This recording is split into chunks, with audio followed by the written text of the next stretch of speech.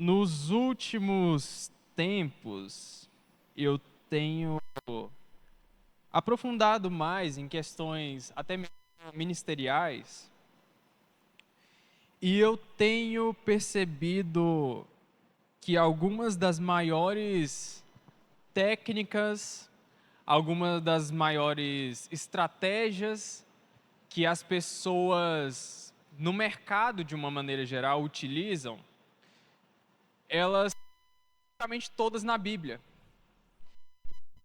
Percebido que determinados feitos que as pessoas pagam caríssimo para obter, determinados conhecimentos, até mesmo o próprio Deus já colocou isso em prática. E hoje, nós não teremos uma mensagem expositiva, nós teremos uma mensagem temática. E, como tema, eu trago aqui amostra gratuita. E já para a gente, um pouco antes da gente introduzir, nós sabemos que nós temos, por diversas vezes, as lojas elas têm aquelas amostras, né, de um determinado produto. É tipo aquele vidrinho de perfume que às vezes o pessoal do Boticário tem e oferece para a gente. Aí quando acaba aquela amostrinha, aí você fica praticamente obrigado, né, pela sua vontade a ir lá na loja e gastar um determinado valor. Você parcela no cartão, faz o que for, mas você quer um pouco mais daquela essência. E usando essa ilustração que o mercado faz, já para a gente iniciar essa mensagem, eu digo que Deus coloca diversas amostras do próprio Cristo no Antigo Testamento. Aqui acho que vai aparecer novo, aqui vai aparecer novo, mas é Antigo Testamento. Por quê? Porque Deus está colocando determinadas amostras, Deus está Ele está semeando que vai vir alguém. E Ele coloca esse gostinho de quero mais, para que quando chegar aquele que é prometido na sua plenitude, aí a gente fale, nossa, era isso que eu queria, era isso que eu tanto precisava. E no Novo Testamento, como uma segunda afirmação, no Novo Testamento há diversos links sutis com o Antigo Testamento. E nós vemos isso quando, por exemplo, lá em Hebreus, os escritores falam sobre algo que aconteceu no Antigo Testamento e que apontava para aquilo que estava acontecendo ali naquele período. E quando a gente está olhando para o Antigo Testamento e a gente lê, por exemplo, o livro de Mateus, nós vamos perceber, e acho que eu já ministrei isso em alguma mensagem anterior, nós vamos perceber que, por exemplo, o livro de Mateus, que é escrito para os judeus, ele começa com Jesus sendo uma figura de um novo Moisés. E aí por quê? Porque Moisés lá atrás fala que que vai vir um profeta semelhante, só que maior a ele. E aí quando chega o Novo Testamento, Jesus é colocado como alguém que um rei tirano tentou matar, passou um tempo de 40 no deserto, e aí quando passou, assim que ele saiu, que ele iniciou o seu ministério, ele foi para um monte ministrar mandamentos, ministrar ordens. Tanto Moisés quanto Jesus têm essas duas características. E a teologia nos ajuda a entender o agir de Deus de uma maneira panorâmica. Quando nós entendemos que Deus está construindo uma história de Gênesis a Apocalipse, e a gente consegue ver como se fosse uma caixa de um quebra-cabeça, a gente consegue entender onde que cada pecinha se encaixa. E nós vamos ver especificamente uma de um texto bem marcante na Bíblia, mas que se a gente não estiver bem atento para o que está acontecendo nesse texto, a gente passa desapercebido e não entende a riqueza que tem ali por detrás. Mateus capítulo 3, Na Nova Almeida Atualizada, a partir do verso 15, vai dizer o seguinte. O contexto é Jesus sendo a ser batizado por João Batista. Mas Jesus respondeu, porque João Batista tinha retrucado, porque ele que deveria ser batizado por Jesus ser maior. Mas Jesus respondeu: deixe por enquanto, porque assim convém cumprir toda a justiça. Então ele concordou. Depois de batizado, Jesus saiu da água, e eis que os céus se abriram, e ele viu o Espírito de Deus descendo como pomba vindo sobre ele. E eis que uma voz do céu dizia: este é o meu filho amado, em quem me agrado. E nós vamos basear a nossa mensagem especificamente nessa fala de Deus, porque esta fala de Deus, ela está referenciando 3 textos diferentes do Antigo Testamento. O primeiro texto que a gente vai estar tratando é o Salmo, vai ser até mais fácil eu ler em tela, Salmo capítulo 2, verso 7. Que o texto vai nos dizer o seguinte.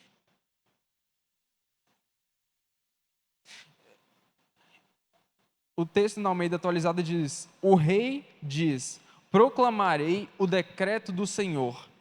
Ele me disse, você é meu filho, hoje eu gerei você. Quando nós estamos lendo este texto, ele é um salmo davídico, ou seja, foi Davi que escreveu ele. E aqui a gente pode ver, primeiramente, o descendente de Davi. E aí, quando nós paramos para analisar, o texto diz: você é o meu filho, hoje eu gerei você. O texto está falando sobre Davi, mas da mesma forma que ele está falando sobre Davi, ele está referenciando Jesus Cristo. E aí, isso aqui pode parecer, nossa, mas está falando de filho, pode parecer meio forçado, né? Só que aí nós temos uma base no Novo Testamento, lá em Atos, capítulo 13, verso de número 33, que vai nos dizer o seguinte: como Deus cumpriu plenamente a nós, seus filhos, ressuscitando Jesus, como também está escrito no Salmo número 2. Algumas versões não vão aparecer esse número 2. Você é meu filho, hoje eu gerei você. Essa referência é porque significa que da linhagem de Davi, da linhagem da tribo de Judá, viria a raiz dele. A raiz de Davi, o descendente de Davi, estava sendo batizado ali naquele momento.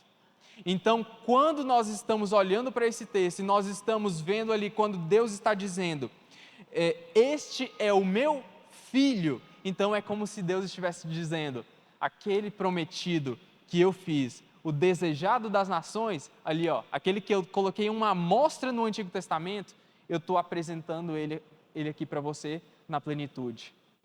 Então, em primeiro lugar, nós temos esse texto que apresenta o Salmo de número 2, que apresenta o descendente de Davi. Mas também, e esse aqui para mim eu acho um dos mais extraordinários de toda a Bíblia, nós temos em Gênesis capítulo 22, no versículo 2, uma ordem de Abraão, que diz: Deus continuou falando para Abraão: pegue o seu filho, seu único filho, Isaque, a quem você ama, e vá à terra de Moriá. Ali ofereça-o em holocausto sobre um dos montes que eu lhe mostrar. E aqui nós podemos perceber a tão falada no meio dos evangélicos semente de Abraão. Porque da mesma forma que ele é o descendente de Davi, ele é a semente de Abraão. E eu acho interessante aqui nesse texto, o tanto que Deus cutuca na ferida de Abraão, é tipo assim, ó, Abraão, tropecei e ralei o joelho. Aí é como se Deus chegasse assim, ó, com uma agulha e ficasse espetando a ferida de Abraão. Está doendo, e Deus ainda continua cutucando mais. Por quê? Na fala de Deus ele diz o seguinte: pegue o seu filho, beleza, é o filho para sacrificar. Mas aí Deus não diz simplesmente seu filho, ele fala seu único filho. Não, peraí, Deus. O Senhor está falando que é para pegar meu filho para sacrificar, mas é meu único filho, o Senhor ainda está falando para mim. E aí ele ainda fala, ele é específico, né? Porque tinha Ismael, que o próprio Deus tinha mandado embora, e Isaac. É para sacrificar Isaac. E aí Deus ainda continua cutucando ainda mais.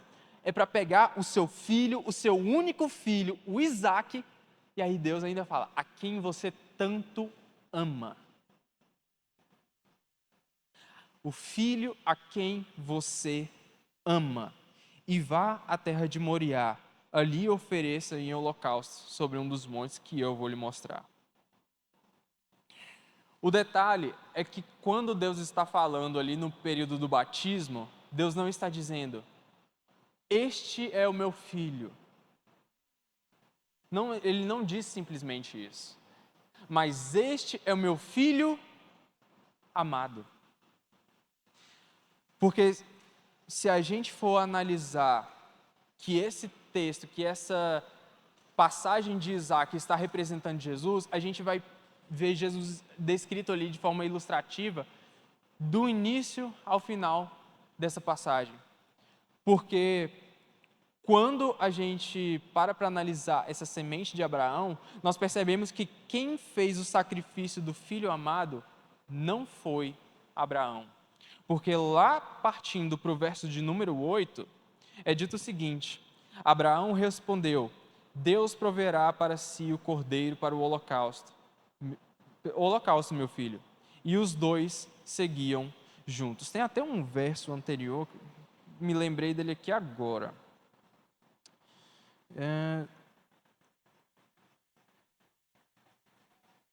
Número 6.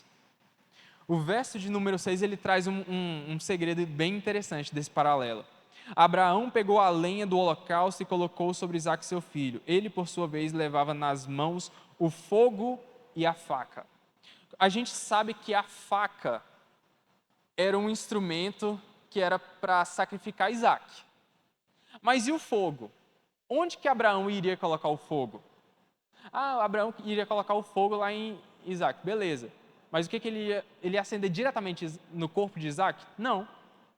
Ele ia colocar diretamente na madeira.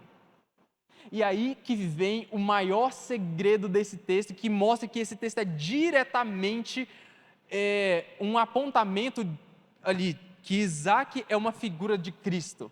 Porque ali naquele monte, onde o pai estava entregando o seu único filho, o seu filho amado para ser sacrificado, iria ser o cordeiro, sim, mas quem estava carregando a lenha? Quem estava carregando a madeira? O filho, em ambas as situações, estava carregando a madeira do seu sacrifício. Isaac estava carregando a madeira para ser sacrificado por Abraão, mas Jesus também estava carregando a madeira para o seu sacrifício para redimir os nossos pecados. Naquele momento com Isaac, Deus proveu o cordeiro, mas no momento ali em que Cristo estava sendo sacrificado, ele era o cordeiro de Deus que tira o pecado do mundo. E, além de ser o descendente de Davi, além de ser a semente de Abraão, em terceiro e em último lugar, o texto nos diz que ele também, lá em Isaías 42, Isaías 42:1, eis aqui o meu servo, a quem sustenho, meu escolhido, em quem a minha alma se agrada. Pus sobre ele o meu espírito, e ele promulgará o direito para os gentios. Eu acho extraordinário esse texto, como que lá o profeta Isaías, ele aponta aquilo que Jesus estava fazendo ali, tipo assim, como se fosse uma transparência. Ele está desenhando um quadro em que Jesus está apresentado ali. Porque o servo, também chamado de o servo sofredor, o servo de Deus, aquele que está fazendo a vontade do Pai, ele era o servo que dava alegria ao Pai. Tudo aquilo que Jesus fazia dava alegria, colocava um sorriso no coração de Deus. E com base nesse texto a gente pode perceber mais uma vez que Deus dava amostras de Cristo no Antigo Testamento. E basta a gente procurar para enxergar Jesus no Antigo Testamento. Coloca o verso 9 para mim, por favor. É engraçado como no verso 9 é dito o seguinte: eis que as primeiras predições já se cumpriram, e agora eu lhes anuncio coisas novas, e antes que se cumpram, eu as revelo a vocês. Isso aqui tem um eco também em uma passagem dos profetas menores, que diz, não estou lembrado se é Joel ou se é Oséias, que vai falar que Deus não faz coisa alguma sem antes revelar aos seus servos os profetas. E eu acho interessantíssimo como Deus fala o que vai acontecer antes de acontecer. Deus conhece a história do início ao fim. E para os seus servos, Ele revela aquilo que está para acontecer. Muitas pessoas no tempo de Jesus viram Cristo, não creram nele, porque não tinham conhecimento da parte de Deus e não pararam para analisar aquilo que outras pessoas, gerações anteriores, já vinham falando. Então, nós também temos hoje uma situação parecida. Deus está falando de coisas que vão acontecer e Ele está colocando no treinamento de comunicação, eu chamo isso aqui de semear. Deus já está semeando ideias, já está atiçando uma vontade por algo extraordinário que ainda vai acontecer. A questão é, o que é que Deus está falando hoje? Quais sinais da vinda de Cristo Ele está colocando no nosso meio para atiçar a nossa visão, atiçar o nosso desejo para aquilo que Ele vai fazer?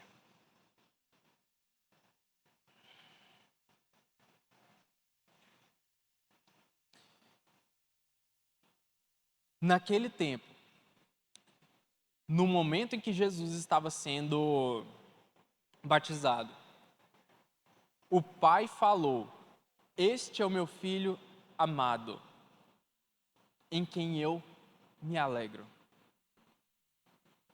E ali o Espírito Santo desceu sobre ele, como vai dizer no versículo 1. Mas,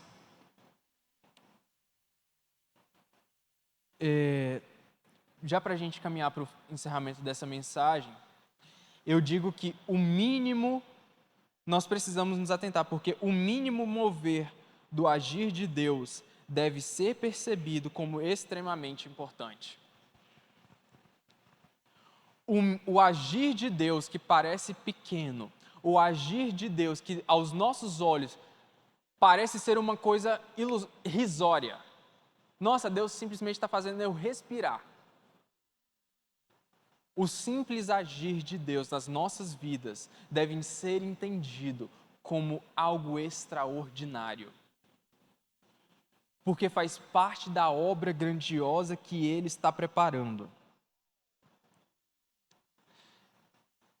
E também no Antigo Testamento, isso aqui foi uma experiência que eu tive com Deus e esse texto falou demais comigo. Lá no livro de 1 Reis, capítulo 19, nos versos 11 a 13, é o período em que Elias tinha saído da presença de Jezabel depois de confrontar os 400 profetas de Baal, ter tido uma vitória extraordinária sendo usado por Deus.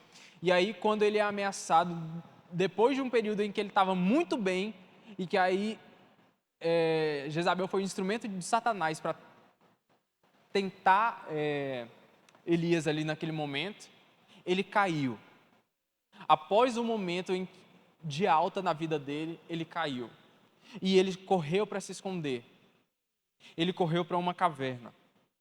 E lá naquela caverna, de 1 Reis 19, a partir do verso 11, vai nos dizer o seguinte: então foi-lhe dito, tipo assim, ele estava escondido lá e Deus chegou para falar com Elias. E ele vai dizer o seguinte: então foi-lhe dito, saia daí e fique diante do Senhor no monte.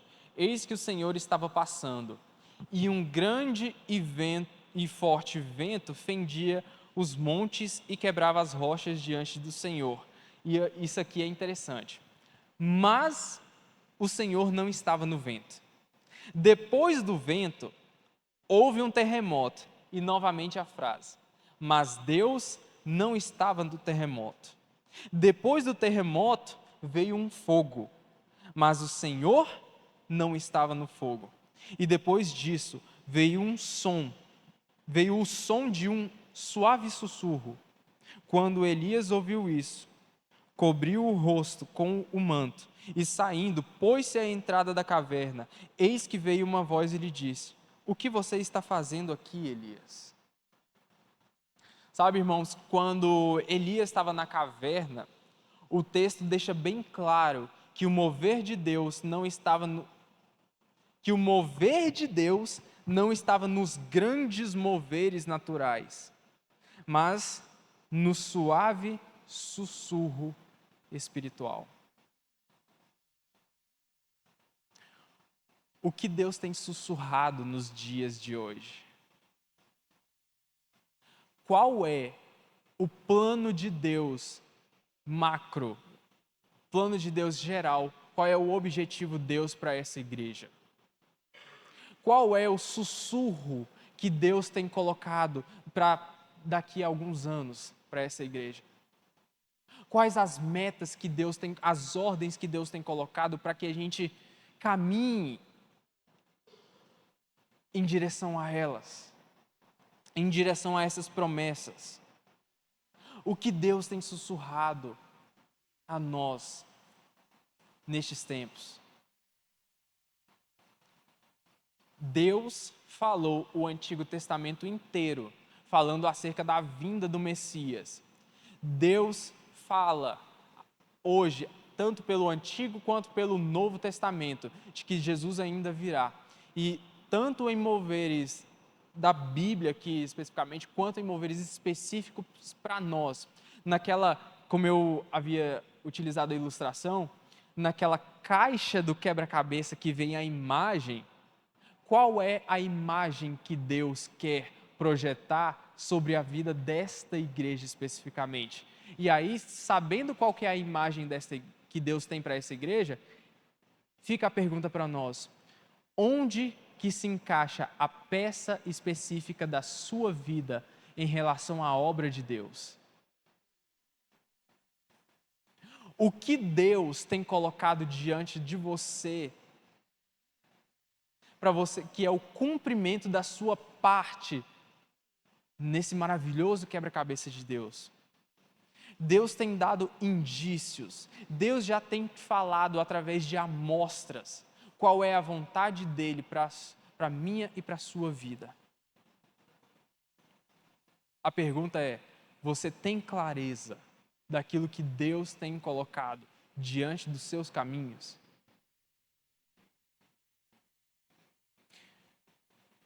Deixa eu tentar lembrar qual foi a mensagem, porque eu sei que eu editei ela esses dias. Foi do pastor Pedro. Ele estava falando sobre aquela mulher que adivinhava, né? Que falava, que fazia adivinhações. E ela falava quando Paulo e Barnabé, eu acho, estavam passando na rua: estes homens são profetas do Senhor, estes homens são enviados do Senhor, ouçam o que eles dizem, não sei o quê.